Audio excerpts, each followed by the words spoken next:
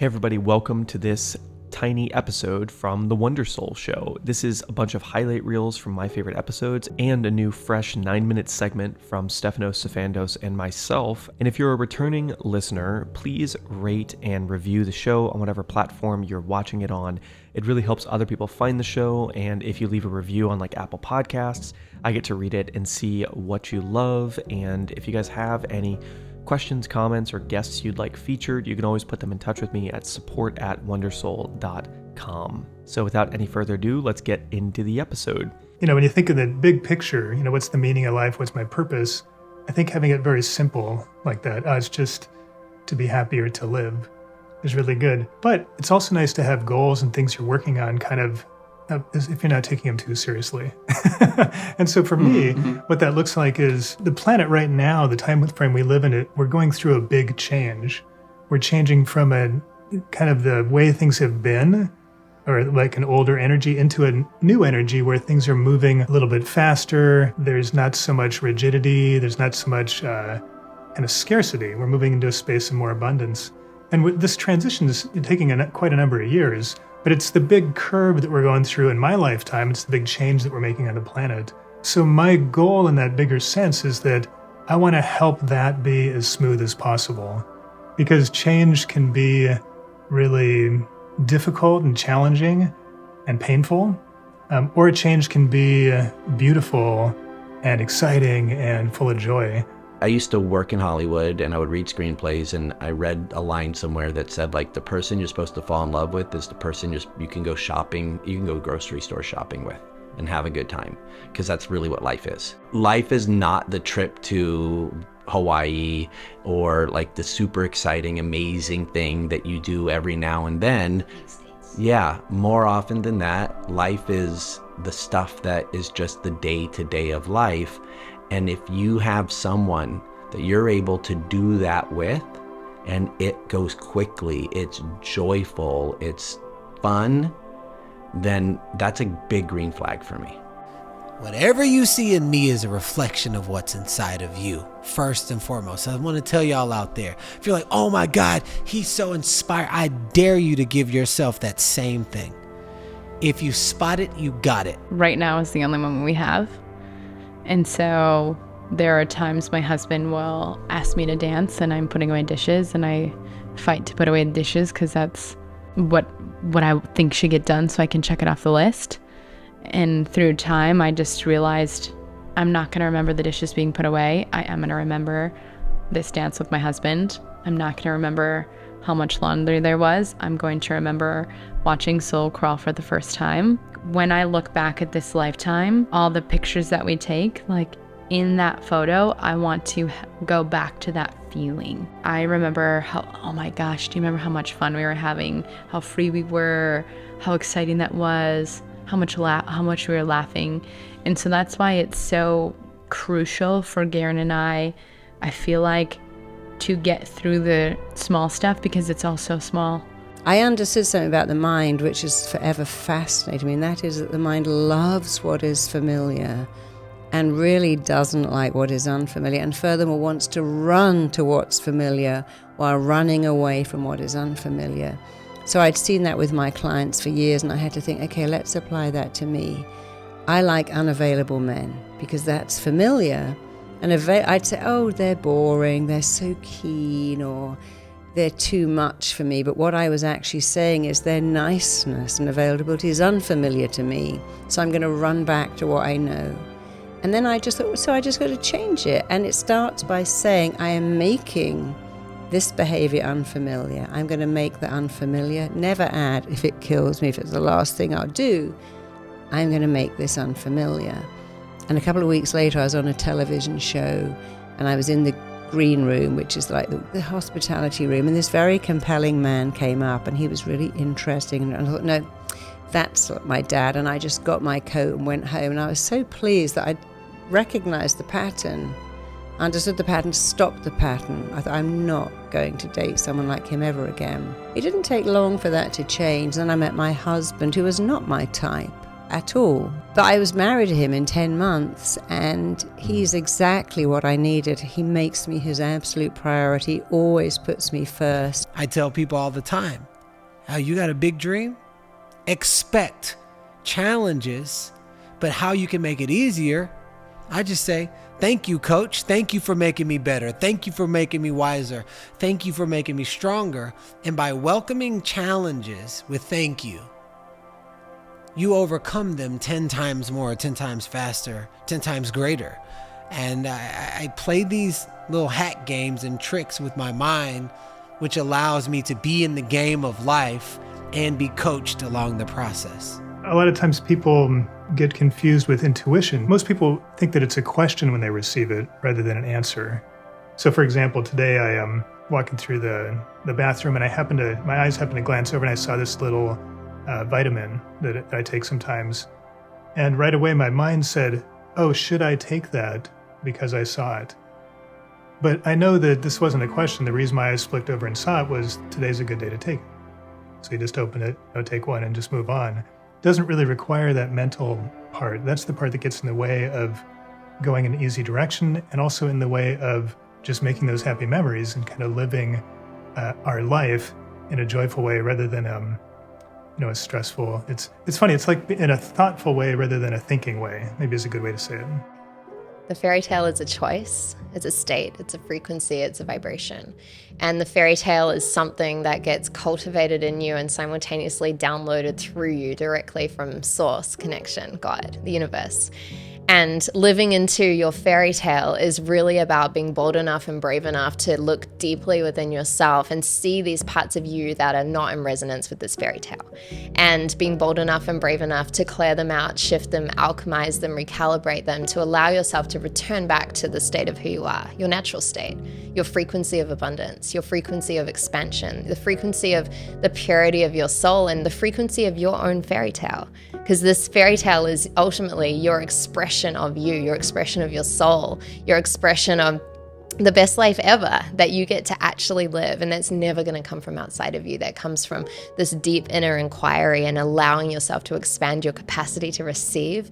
And from this place, showing up in the world, walking, talking, thinking, acting, choosing to be from this place. Because we don't get in life what we do, but we do get in life who we choose to be. So choose to be that fairy tale. I'm enough. I don't have to be or do or buy or own or get to be enough. I'm enough now. And its strength is in its simplicity and its honesty, because you are enough. What defines you is not the number on the scales or the number on your bank account or the number of followers you have, and yet we think that does define us. But when you can get back to, hey, I am enough just the way I am, then life changes powerfully, because you start to look for what's good about you, not what's wrong about you. The universe doesn't give you what you want. The universe gives you who you are. And so rather than focus on the future, rather than focus on, this beautiful new home that you want, or rather than focus on this new book that you want to get out, I actually stopped thinking about my future in terms of goals. And in the morning when I meditate, I'm not visualizing myself on the New York Times bestseller list, but I'm repeating this question in my mind, and I call it a lofty question. It's not an affirmation, rather it is a question that gets your mind to expand to answer the question. And the question might be, why am I able to inspire people with my stories and lessons? Why is my body so healthy and fit? Why do I have so many amazing friends? It's a combination of gratitude. It's also a request to the universe on what you want to bring into your life, and that is the secret. But it's all identity statements. It's not goals that you set for an external validation, because if you chase that, you're always going to be trying to get to the next goal and the next goal and the next goal. I mean, it's like trying to chase the horizon. The closer you get, the further it goes away from you. Dating in 2022, absolutely insane. So I'm very familiar with what red flags are in relationship. Really poor relationship with their father and has not healed it, and actively talks about him not being a good person and their relationship being bad. Red flag. Talks about past relationships only negatively, extremely negatively. Red flag. Not a lot of friends, and or they talk negatively about their friends, or their friends talk negatively about them, and or they do not want you to meet their friends.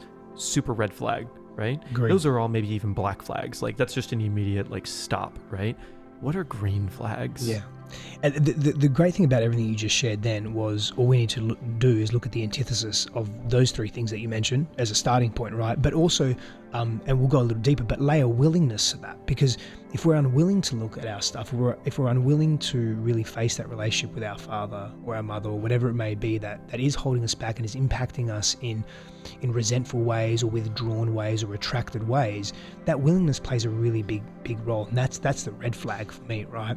But when we look at the friendships, like, well, a green flag is someone that has diverse friendships and close friendships in their lives, people that they can rely on, they've had for many years, right? But they're not a loner, so to speak. They're not isolated by themselves in the world. Someone that has either a healthy relationship with their parents or has had a really tough time with their parents, is aware of it and has healed it and or is healing it, and has an awareness and a willingness around that, right? The other part that you mentioned around talking very negatively around past relationships, that to me, why it's a red flag is because that person doesn't seem to be taking ownership and responsibility for their role in that relationship. They're projecting and they're blaming. That tells a lot about that individual. And so if they can speak in greater equanimity about their past relationships, it shows and demonstrates a maturity. It shows that they're willing to take responsibility for their role and their contribution and what they've learned from that relationship, so that they've grown, so they're not stagnant and still repeating the same patterns over and over again. Beautiful. That's going to be a phenomenal 60-seconder. There was another one that just came up in that. Okay. There's this whole idea of investing in potential or seeing potential in a partner, right? And I just interviewed Christine, and she talked about the reverse of what we talked about in your episode, where she talks about when she met you and how she was making so much more. And a lot of people would say, okay, that's like investing in potential or seeing potential. And a lot of people would say that that's a red flag in itself, is that, okay, this person is not where I would like them to be in the beginning of a relationship. I feel like if you set your relationship standard to they must be at an equal or greater level to me in so many different categories, then it's good luck, right? Good luck finding that person. Becomes tougher. How do you go about determining that whole thing? Yeah. Like in seeing potential. So Christine's explanation was she saw your work ethic, she saw your willingness, and she saw that when you did get opportunity, and she also noticed that in your past you had never had like real support, real encouragement, and like loving challenge. You had only had like really people tearing you down and or not supporting and or actively trying to sabotage things, right? And then that's why she was like, I'm gonna invest in this. But what would be your rule of thumb? And if you were to make that a whole statement in itself without my question, what would be your rule of thumb for the difference between investing in potential in a bad way and investing in potential in a good way? Yeah. So in intimate relating, there's two ways to see potential, right? So you can see someone's potential and say, oh, I love that. They've got potential. But if they're not taking action in the present moment, if they're not substantiating what they say they can do, want to do, desire, dream to do, and they're simply stuck in a reoccurring pattern of, I don't know where to go with this, but I have big dreams and big visions, chances are they're not choosing to help themselves and they're not able to help themselves. If you see someone that isn't quite where they want to be, and maybe not where you would want them to be in terms of what your relationship parameters are, but you see them taking actions, micro steps, macro steps, whatever it may be, you see that they are willing, you see that they're an active participant in their life, and you see that when a block comes up, they're actively working through it. Again, they take ownership, they're in humility, they want to move through that pain point, they want to address their fears, they're actively seeking support, they're humble enough to ask for support and help in the areas of life that they're struggling in. That is a really healthy sign. From that place, we can grow together. But if people remain stuck and are unwilling to want to change and do what they say they want, that's tough, man. Really tough. It smells so good. Yeah, that's so weird. I'm telling you, man, it reminds me of, it smells very fragrant. It's really more at the front of the mug. It is. I'm smelling what you're smelling. Yeah, great. Yeah, it's weird. Yeah. When you work with your clients, do you use human design? A little bit, not much. I love it. I think what I'm going to do, I'm actually falling in more and more in love with it. So I'm going to study it a little more and just incorporate it in my Are there any types of assessments that you use like across the board with every client? Like any pre-work that you have them do? Yeah, I like the erotic blueprint. Oh, yes. Yeah. Okay, let's dig. Yeah, okay, yeah. So tell me why, in a full statement, why you use the erotic blueprint with clients. So, firstly, with any personality testing or any assessment that measures or observes a part of your expression, I not that I take it with a grain of salt, but I use it as a guide, and a guide only, an indication and a support mechanism. One of the reasons why I use the erotic blueprint is because there are few out there on sexual archetypes, and it's not spoken to a great deal. And when someone can actually see, oh, this actually matches what my desires are, they feel less isolated and less shame. And when we're in that place, we're creating spaciousness, and we're creating an opportunity to heal and an opportunity to actually explore with curiosity. Sex is one of those taboo topics, unfortunately, in the world today, but it's also a very vital part of who we are as human beings and who we are as spiritual beings, the entirety of the human experience. So that's why I enjoy using that, and it can be quite revealing and really quite healthy for an individual to connect to that part of themselves. And when we talk about quizzes in general, right, these types of things, what I just heard you say, which is incredible to me, is like, yes, these quizzes are super valuable if they're taken just as one perspective, one tool. It doesn't define who you are. I think of people more as a Rubik's Cube than being in a box where there's just a lot of moving components and you're always sort of shifting them, and it's always changing subtly, like the whole picture of you is always changing, but maybe some of the foundational parts stay pretty consistent through life. And when we're all young, right, when we're all teenagers and maybe into our 20s, hopefully not past our 20s, but teenagers and 20s, we're like, gosh, I'm so different than everybody else. And when you start to take these quizzes and you see like, oh, something like the erotic blueprint, like, oh, I'm an energetic or a sensual, but this is pretty much exactly defining how I operate in relationship. That's fascinating. There must be more people like me. For sure. And it gives you that very visceral, like, oh, 20% of all humans are just like me in this way. I'm definitely not alone. I'm definitely not different. There's a lot of people like me. Is that what you're saying? Part of it, yeah, absolutely. Yeah. So it is that sense of, now I don't feel alone and isolated, and I have a guide, like I have a North Star. I don't believe in our human experience as one North Star. I think we have many North Stars at different times of our lives, right? And so when we take these assessments, some are more simple, some are more comprehensive. Simple doesn't mean that they're less advanced or less beneficial.